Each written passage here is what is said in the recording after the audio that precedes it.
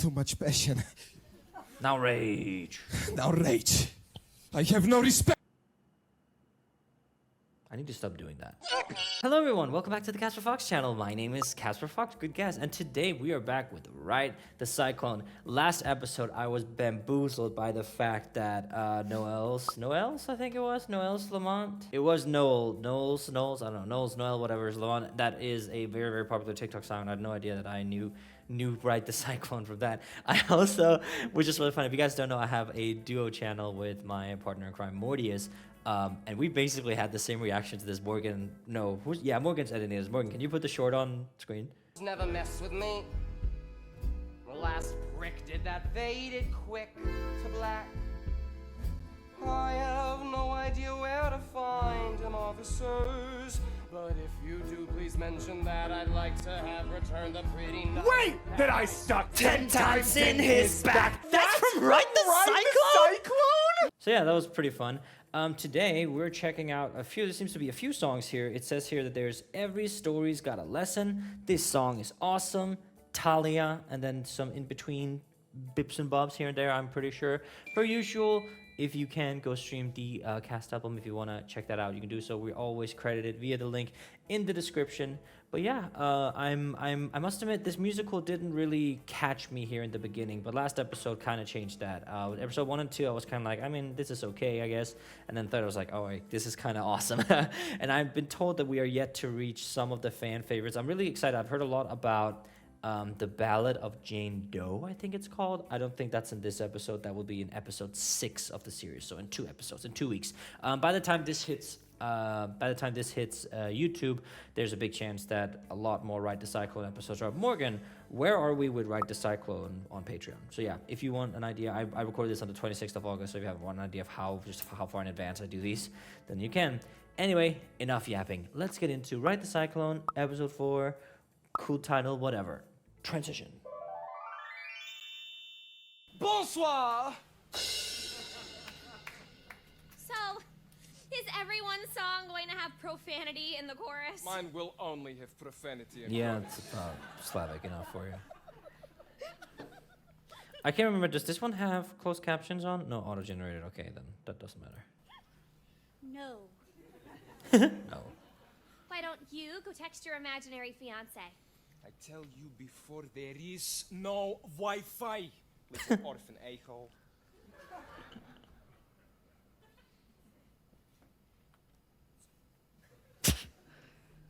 Noel didn't even talk about anything real. It was just a song about him wanting to be a sex worker in the old-fashioned days. What is even the moral of his song anyway? What is it? You lack imagination. You lack, oh god, this main. I don't know who's gonna be picked to survive, but I honestly hope it's not her. Teach you? What's the lesson? Not every story has a lesson, Ocean. No. Every story has a lesson. Every story's got a lesson. A simple moral to be told. Whoa, are these whistling? Is this whistling live? Every story's got a lesson. A simple moral. Peak. I love the little call and response between the lead vocals. I'm trying to incorporate whistling a lot into my arrangement techniques. I do it a lot in Stories from Sticks, as like a sign of Hades' instrument in a sense, right? So it's very nice that they're incorporating this in theater. Are there any, like, I want you guys to know, editor, don't answer this, I want the comments to edit. What is like your favorite whistling approach to an arrangement in a musical piece? I don't really feel like there's that much whistling. I think Hades Town could have incorporated a little bit like that. You know, that would have been really cool. Moral to be told. Although a tale may twist and turn, there's always something you can learn. A nugget of wisdom, solid gold. Solid gold. Hey, Misha. She was like, solid gold, and then stop. So if those of you who are not inquired, this is how they count measures usually. 1, 2, 3, 4, and then, right? That was not how usually. I think it's 1, 2, 3, 4. 1, 2, 3, 4. 1, 2, 3, 4. 1. I think it's like that. I'm not a conductor. I don't know. But doing this means shut the f up. This is a very, very simple. That was a very, very simple. I think it's already over actually. But this song was literally just like boom, dum, which is just jumping first, fifth, very common in in music in general. I think I talked about this previously in the series. What's your favorite story? Easy. Saw 5. Saw 5. Every story has a lesson except Saw 5. Saw 5 has powerful lesson about fundamental corruption of financially driven medical insurance providers. Is that the Saw theme in the back? I must admit, I've never really watched this. But I'm not really big on horror because when I was growing up, all the horror movies were either A, zombies, which is no-go, or B, just designed to be like, wow, jump scare and blood and gore, where they didn't have any plot, really. So, yeah. Saw 5 says it is morally sick to make dollar of dying man. True. Wow, that's the lesson of Saw 5? Really? Yep. For reals? And you get to see dude forced to cut off his own arm with rusty axe. Has everything. Well, besides the axe part, good. Not even gonna try. Constance, Why hit me. not? Why not? Also, a cool theory that my editor Rachel pointed out is that you can see Jane Doe's head right here, that it's kind of severed, and the doll she walks around with has no head. They're saying that she's using the head of the doll, which is pretty cool. Well, I don't know any stories. Don't be ridiculous. do you Name some of mean? the stories we read in school. The Outsiders. Easy. Stay in school. Don't smoke. Hit me. The Catcher in the Rye. Again. Stay in school. Don't smoke. Othello. Don't be jealous. Romeo and Juliet. Teen sex kills. King Lear.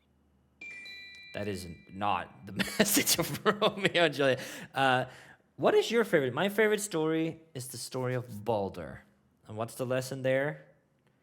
Don't be loved. You will get hurt. No, I'm kidding. Here, maybe a mandatory retirement age isn't such a bad idea. That's not me. That's Shakespeare. I'm on a roll. Hit me. Hit me. Hit me. Hit me. The porno. Porno is. Stop. See, very, very taboo version of porn music is that you have the guitar with something called a wow pedal. It looks like this. And what you do is you step down and you kind of lift it and it goes wow, wow, wow. So it counts like a wow sound effect. And then the slap bass, like we saw, it's kind of like a more muted approach than the one we had in the intro with the rat doing this bass solo here. But you can hear it here. It's a little bit more. Stop. Yeah. So it goes from kind of muted to a little bit, a little up and down in the soundscape here. They're really, really good at catching these like generic stereotype-y tropes in the music. Oh, I wanted to hear that. Constance. Really? Sorry. Have you not? I mean, there's a lot like with a porn like I'm not at the beach. This is a bathtub. That is a genre. Yeah, B. It doesn't tell a story. it does. Gross. What the Oh, okay. it's not gross. It tells the story of where we all came from. Why is he sitting in this? What is that? Is that a bumper cart? It's the ultimate origin story of the entire human race. Porn? I think it's messed up. We live in a world where we celebrate violence and demonize the very act of love. Porno is magical. I need this guy. I feel like I've not seen the musical, but I feel like this dude would slay as like Dear Evan Hansen or some. But that's probably just because he reminds me of what's his name? The guy who actually plays Evan Hansen. I forgot. Now you've got sweet little Ricky Potts saying porno is magical. Yeah. Mad? I'm never mad at you. I'm just frequently disappointed. Okay, bro. Look, I'm still distracted. I'm still thinking about the time those two boys kissed. Peak. What? Yo, just cause I'm all gangsta don't automatically make me homophobe? It's not cool to be homophobe in rap game no more ever since Macklemore dropped Same Love. Okay, other than our fellow, which I've been told, I assume he's like Ukrainian, Russian, whatever. Like he's some Slavic country, Eastern European. Like it's a very generic, like a very generic taboo accent he's coming in with. This very heavy Slavic accent could be from any country in Eastern Europe except for Czechia because their accent is silly. He is really grabbing his crotch. My goodness gracious. That shit was emotionally devastating. yo. Time to Macklemore. get this party started, make money, time to make the rain. Misha Baczynski, born August 18th. Yeah. Leo, sign of aggression. Aw, cute. Favorite ride? the shooting gallery. Of course. Misha was conceived in a little town outside Odessa in the Ukraine He by a is factory Ukrainian. Okay, yeah, that does make sense. worker named Tamara. His mother, after being part of the cleanup crew in Chernobyl, was dying of prolonged exposure to uranium. Wanting her son to be safe, The cleanup crew in Chernobyl? I'm gonna be so for real with you. There's no such thing. And if there was, they're all dead. There was like a few brave people that went down to the elephant's foot. If you go to Chernobyl, it is a ghost town. Like everything is still there. Like you go there, everything is still there. There's no cleanup. she decided to put him up for adoption. Forging his birth certificate, she claimed he was 2 years old and was recently potty trained. When Misha came to Canada, his adoptive parents were surprised to see their toddler had 5 o'clock shadow and a slight trace of alcohol on his breath. They put him in the basement, and his adoptive mother would prepare food and leave it for him on the top of the stairs. On the rare occasion he would run into his new parents, the mother would weep, and the father would shoo him away like a horsefly. So began an inexhaustible rage. He turned to the last bastion of pure strength and masculinity in society, which is self-aggrandizing commercialized hip-hop. This show is just one big bag of cliches strapped in glitter on a rocket. I love it. This is how Misha became the angriest boy in town. Are we gonna hear him rap? Yo, I want to talk about the feeling. Ukrainian men have two emotions: rage and passion. People always be hating on me and my mad skills because I am best rapper in all northeastern Saskatchewan. Peak. Grab your dicks if you in the 306, brah! So that's why he was aggressively grabbing his crotch. You might know me as Bad Egg on the YouTube. I am well known there. Mm-hmm.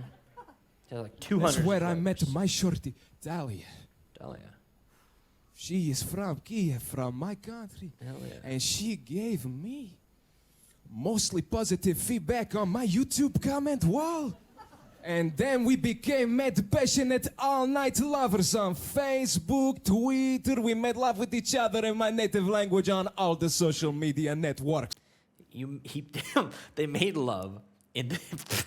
Okay, no, I'm not gonna touch that. She is now my fiancée. Oh. We were engaged. I was saving up to move back to Ukraine, and we were going. Oh, too much passion. Now rage. Now rage. I have no respect I need to stop doing that. for this country. Fact, you want to know what this Canada is a leading supplier of the whole world? Two things: mustard seeds Syrup. and uranium. Oh. Wait, really? Is that right? I didn't know that. Go Lism. Also something that Apona, you might have seen in like the late, I missed that they were in Canada, so I was I'll make an assumption based on the fact that they were American. So my apologies for that, but you know. Canada is just like better USA, I've been told that it's like, obviously it's a different country, I know that, but like, I think that if Scandinavia was on the, like one of the American continents, I feel like it would be Canada. That's at least what I've been told. I've never been to Canada. It's great for hot dogs, yes, but not so good for Ukraine. So thank you for killing my mother and for indirectly killing me. Peak.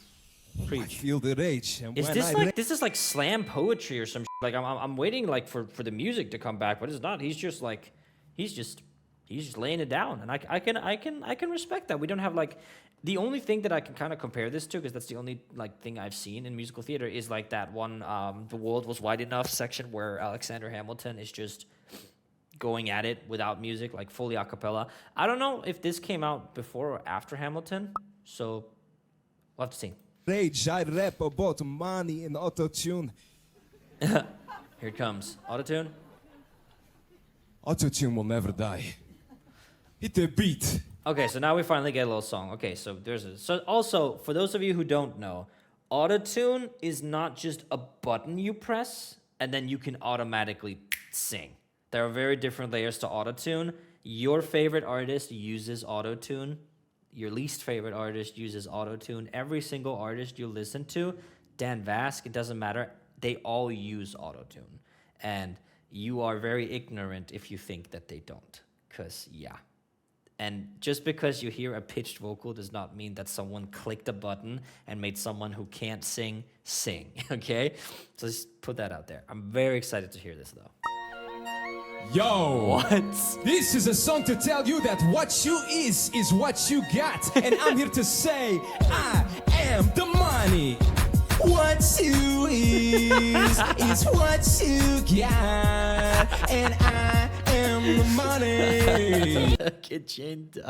Look, baby, he's the real ka-ching. Yo, listen with my homies Friday night scene. The PlayStation's up on my 60-inch screen. McNuggets in the bag, Cristal's on tap. New toothbrush from Tiffany still in the bubble wrap. Track lights glowing like nuclear sciences. Sparkling all over my stainless steel appliances. I'm shining like Midas, I'm the king of ka-ching. Everything I touch goes bling, bling, bling. My life is Peak. So this is what's called melodic rapping. So instead of having like you have mumble rapping, then you have like fast-paced, nonetheless melodic rapping, which is usually what Eminem, like early Eminem, would do, and some of the more like you'd have. I want to give a lesson on rapping. That's boring. But here he's using something like approach. I use the same approach, melodic rapping, in the approach I do to Slady's. You took a nail like an influence actor. Tackle big talk, real gotcha voice actor. Clown, can't even drown. Put on a frown, then go to town, down. Put you in a gown, then play that round. How does it feel to be trapped in blood, pussy?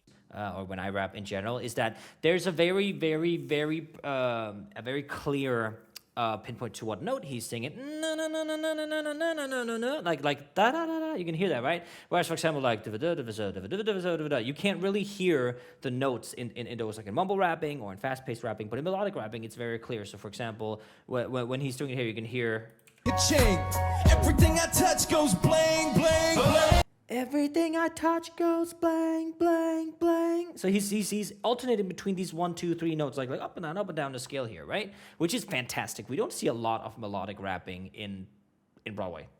This isn't Broadway, but just in theater in general. My life is awesome. This The beat is awesome. Robots are awesome. True. Take a look, baby, he's the real And say it again. My life is awesome. This hook is awesome. Choreography as well. They're slaying. Yeah. Then we're rolling in my civvy with the pumped up bass. Blue lights glow in the vipers on my face. We pass around the chronic, we party all night. We start to get the munchies, so we stop for a bite. Cruising to the lot of the Hard Rock Cafe. Here come the hotties, here comes the valet. It's also interesting how, again, like it seems like in the music, in these cliches, they're reusing a lot of elements that have been introduced before in like modern rap. So you hear the piano, this like dun dun dun dun dun is the same as is it Still Dre? I think it's called Still Dre, that song, right? So they're really good at catching these like stereotypes and then implementing not just in the performance but also in the music in the background. Front of the line, we don't need ID. Your usual table, sir. In the VIP. My life is awesome. This beat is awesome. Robots are awesome. Take a look, baby, he's the real And say again, my life is awesome. Oh, tune is awesome. 01010111. Now it's, I guess, binary code. I understand why this song is called This Song Is Awesome now. Absolute peak. It's time to start the party, but there ain't the party here. Yeah, we gotta take her out of my Is that fan on? I guess it might. It has to be. brand new Legion. Oh, no, it's not. Look, they're doing the way. Wow, the special effects were so good that I almost missed it. Feeling homesick for my homies in the Ukraine, landing in Kiev before we finish off the champagne. Roll to the club where the rich kids go. Them Euro trash bitches all checking on my flow. All kinds of hotties from all around the world, but I feel this pair of eyes, and then I see the girl. Whoa, whoa, whoa. Peak. Show day. Ah. Incredible. Okay. I want to make sure. Okay, there's just applause. That was dope. That was dope. I love rapping and I love experiencing rap like this because it's like it is a cliche, like, but it's fun and it's so well executed. Like, especially after Hamilton came out. I don't know if this is before or after, but after Hamilton came out, you'll see all these like musicals that are really reminiscent almost. Like they're really trying to like build upon what Hamilton has as well. And you can hear, for example, Jorge Rivera Arons has a musical called My Heart Says Go, which is like heavily inspired by Hamilton, right? Okay, I lied. I hate this job. I really freaking hate this job. And there's no one on the mother loving face of the planet to make me say thanks for this job. Only reason I have this job, father told me to get this job. And a lot of people think that just because you get inspiration from something that then you're automatically stealing, which I think is sad. I think that it's great that we can take inspiration from each other and do like this. So also I don't remember who plays Misha, this dude. What a range on this guy, because I assume that he's not actually Ukrainian or Eastern European. I assume this accent is artificial. It sounds very taboo, or it's a very, very heavily like a very forced like accent. I'm sure that this is an artificial one, and if it's not, then I'm sorry, but yeah. My rage has subsided. A moment. You gonna smoke? Okay. I am vulnerable now. It's okay, buddy. This is Yulia Tymoshenko, the most beautiful former prime minister of Ukraine. Is that your fiance? My girlfriend styles her hair just like Yulia. Oh, okay. My girlfriend, Natalia Marushka. Marushka? How cute.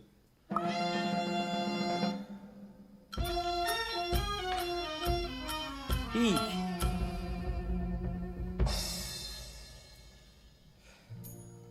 He's buttoning his shirt. Oh my god, it's an actual video in the back. My divine Talia, when I look into your almond eyes, I do not see the boy I am, but the man I must become to possess you. Possess you? I want to take all the pain from your soul, and in the passion factory of my heart, transform it into functional joy. You can't help but love him, right? Like that is what a lovely dude. Just like all things considered, I think they've done a great job. Like we've only met like 3 characters. Like this is the 3rd character we actually get in depth with, you know?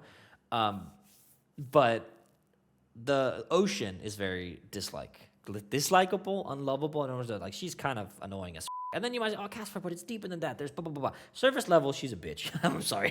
But Noel and Misha here are actually, like, somewhat lovable. But I think that's what works, and I think that's what, like, gives these character dynamics a little bit more flow, if that makes sense. It's pretty cool. I want to take your hand by the Chermosh River, and with all Ukraine as witness, take you as my wife. And we shall sing and dance and drink. And then I shall whisper in your ear, let rivers run wild, or let them be damned. My Lovely. perfect Talia. Lovely. I lay my masculinity at the altar of your maidenhood.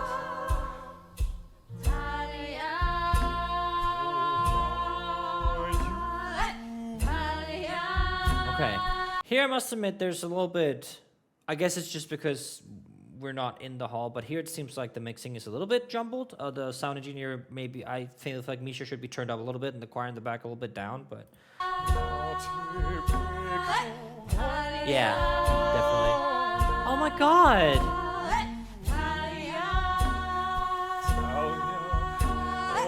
That actually does look a little bit like the traditional wear that they wear here in Eastern Europe. So in Eastern Europe, there's a lot of tradition. For example, in the Czech Republic, where I am in South Moravia, they have something called hoodie, and where they dress up with these lovely, you can here's the Czech ones. Morgan, you put that on.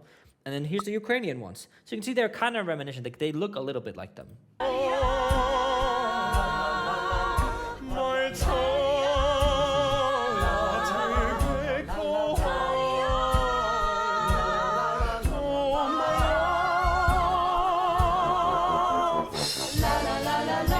Peak.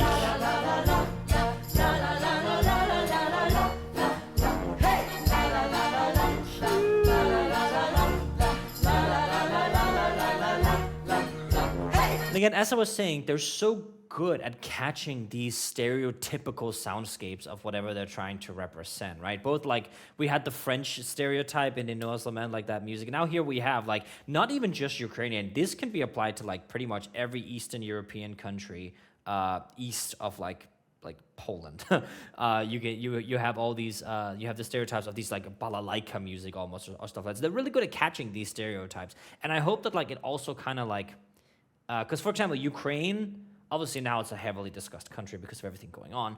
But I don't know when this came out, but I can't assume that if this came out earlier, this probably brings the spotlight to a country that normally doesn't get the spotlight, right? And I know as a Dane that, like, if Denmark is mentioned in any media, we're always incredibly happy. FAV present Christina of Denmark.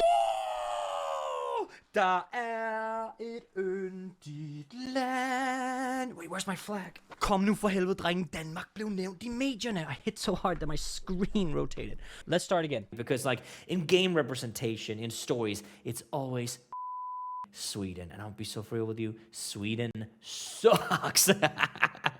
I'm kidding. It's like a... You wouldn't get it. It's a culture thing. But, like, yeah. So, putting the spotlight on a country like Ukraine, I really like that.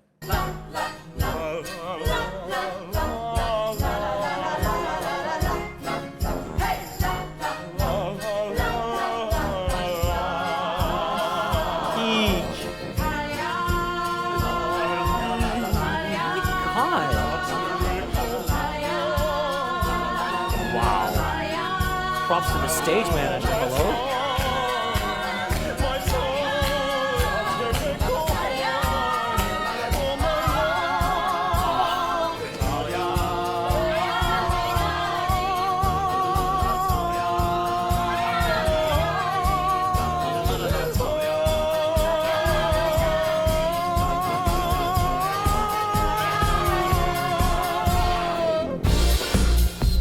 Before this dance break, I just want to point out that the Misha vocalist here, I don't know if it's on purpose, but is actually holding back on the vibrato quite a lot. A little bit more of a nasally approach to this, which, you know, can work in a lot of contexts. I think this, like, I think the highlight of this song is not the vocals, or like, it's a very beautiful soundscape, obviously, but the way they have Talia portrayed here on his chest and how it changes, like, every single time, even in the dress on Jane Doe right there.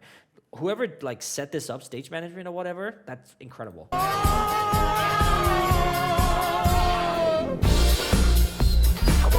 You, baby.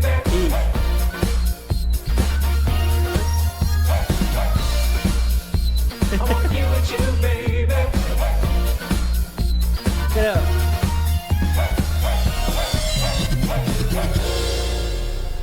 Oh, and he runs. Oh, how cute.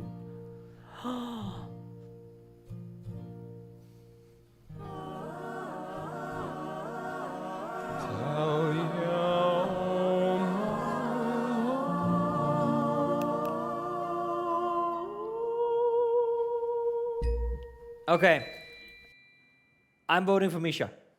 Yeah, every new character gets my vote. Oh, that was beautiful. Oh, absolutely gorgeous. Okay, well, this is where my timestamps are telling me to stop for this episode. Of course, we'll be back for Ride the Cyclone next week. That was awesome. I love. Okay, so I'm beginning to understand this kind of anthology approach to this musical. Where they each get to tell this story. So far, we've learned Ocean sucks. Noel is a master of performing, literally. And Misha's a little cutie patootie. We've learned way more, but that's the bulk of it. I am enjoying Ride the Cyclone way more than I thought I would. I honestly, as I said, I must admit, the first 2 episodes, I didn't like it that much. I was like, okay, I mean, this is okay. I don't really get the hype just yet.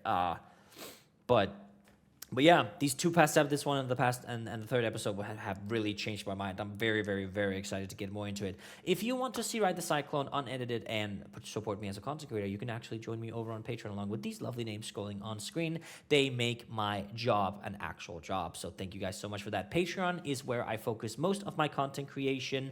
approaches, if that makes sense. It's basically because the support on Patreon is significantly higher than on YouTube. That has nothing to do with you. It has something to do with how YouTube prices their ads and how accessible and how the fair use copyright law works here on YouTube. So thank you so much for considering supporting me. If not, then engage with the video. That helps as well. Thank you very, very, very, very much. And I will see you next week for more Right. Oh, also, for those of you who stayed to the end, the rebrand for the Casper Fox channel is actually going to be in effect next week. So Right the Cyclone here goes live on, I forgot which day, but it goes live, and then episode 5 of Right the Cyclone will have the new rebrand. There'll be some videos before then. We're up to 4 videos per week, so pretty peak.